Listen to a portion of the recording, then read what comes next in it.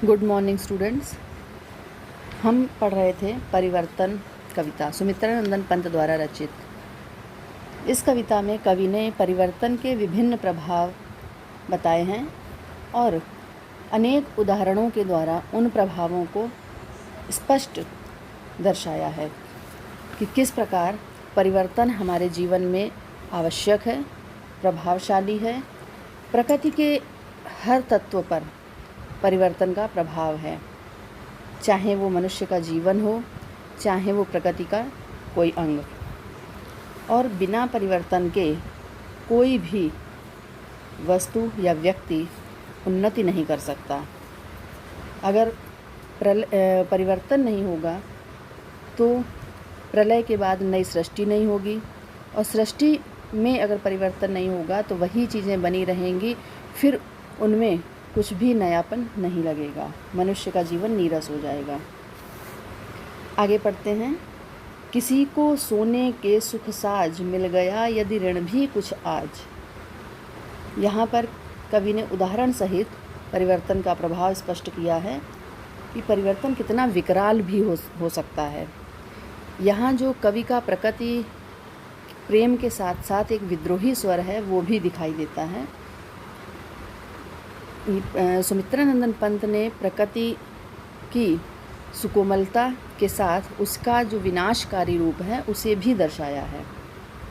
कहते हैं कि संसार की परिवर्तन की अनिवार्यता जितनी हमारे लिए आवश्यक है, अनिवार्य है, और इस अनिवार्यता का वर्णन करते हुए कवि कहता है कि संसार में क्षण भर के लिए किसी को सोने के सुख साज, अगर किसी को सोने के सुख अर्थात सोने का अर्थ यहाँ पर सुख संपदा, धन वैभव, सुख मिल भी गया तो वो सुख कैसा होता है? क्षण भर के लिए मिल गया यदि ऋण भी कुछ आज, और वो सुख कैसा है? वो हमें ऋण के रूप में मिला है, वो वापस करना है हमें। चुका लेता दुख कल ही व्याज, काल को नहीं किसी की लाज। ये अत्यंत महत्वपूर्ण पद्यांश है, ये पंक्तियों को रेखांकित कर लीजिएगा।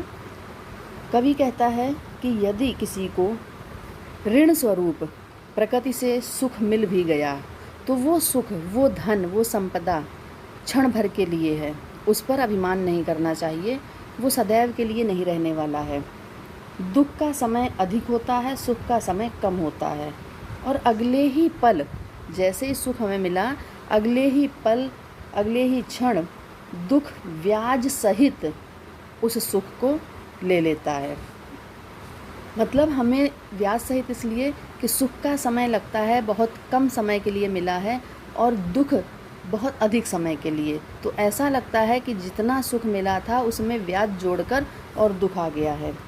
काल को नहीं किसी की लाज, काल या समय को किसी की लाज नहीं है, वो किसी के लिए किसी को नहीं छोड़ता।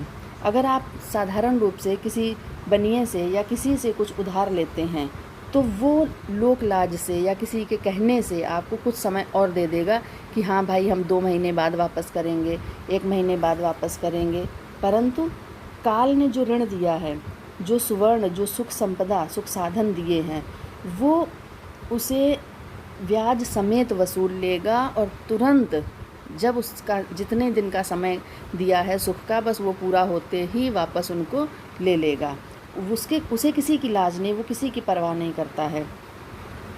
विपुल मणि रत्नों का छवि जाल, यहाँ पर जो पंक्तियाँ थी ऊपर की, इनमें मानवीकरण अलंकार है। विपुल मणि रत्नों का छवि जाल, इंद्र धनु की सी छटा विशाल। उपमा अलंकार इन पंक्तियों में। कवि कहता है कि अनेक मणियों, विपुल मणि, विपुल मीन्स अनेक, बहुत सारी, अनेक मणियों और रत्नों की चमक, छवि जाल, सुंदर चमक। इंद्रधनुष के समान, इंद्रधनु की सी, इंद्रधनुष के समान, छटा विशाल।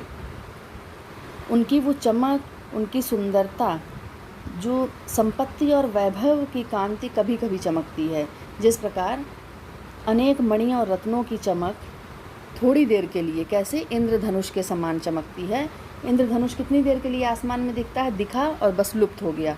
ठीक वैसे ही ये साधन है, सुख साधन जो संसार में मनुष्य को मिलते हैं उतने समय के लिए ही हैं।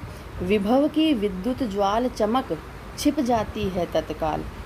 विभव की विद्युत, विभव अर्थात जो वैभव की, एक विभव का अर्थ है यहाँ पर संपत्ति, संपत्ति रूपी बिजली का प्रकाश, जैसे आसमान में बिजली चमकती है और वो कुछ पल के लिए ही चमक कर रुक जाती है, फिर अंधेरा हो जाता है। जितनी देर चमकती उतनी देर प्रकाश होता है। वैसे ही ये सुख साधन है, जितनी देर के लिए हमारे पास हैं उतनी देर ये चमचमाते हैं, प्रकाश करते हैं और उसके बाद फिर वही अंधकार हो जाता है। मोतियों जड़ी ओस की डार हिला जाता चुपचाप बयार। परिवर्तन का ही प्रभाव है, समय का प्रभाव है। रात में वृक्षों की डाल पर जो ओस के मोती पड़कर उसकी असीम शोभा बढ़ाते हैं। रात में ओस गिरती है और डालियों पर गिरकर वो मोतियों की तरह उसमें बैठ जाती है, उसकी सुंदरता को बढ़ाती है। वही हवा का एक झोंका, बयार हवा का एक झोंका, हवा का एक झोंका आता है और उस डाल के ओस रूपी मोतियों को एक झटके में गिराकर नष्ट कर देता है। ऐसे ही मनुष्य को, कवि का तात्पर्य है कि मनुष्य थोड़े समय के लिए सुख संपत्ति पाकर घमंड करने लगता है, किंतु दुख का एक झटका हमारे सारे सुखों पर पानी फेर देता है। इसलिए सुख का समय आने पर अभिमान नहीं करना चाहिए, घमंड नहीं करना चाहिए। इस पद्यांश में कवि ने परिवर्तन की अनिवार्यता, परिवर्तन अनिवार्य भी है और भयंकर भी, उस भयंकरता का भी यथार्थ रूप प्रदर्शित किया है।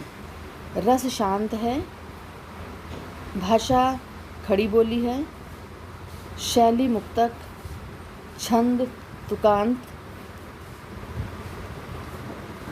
गुण प्रसाद, शब्द शक्ति, अभिधा लक्षणा, अनुप्रास और उपमा अलंकार जहाँ जहाँ आए थे बता दिया था। मानवीकरण भी है। इसके पश्चात अगला पद्यांश हम अगले वीडियो में पढ़ते हैं और इसके प्रश्नोत्तर आपको करने हैं।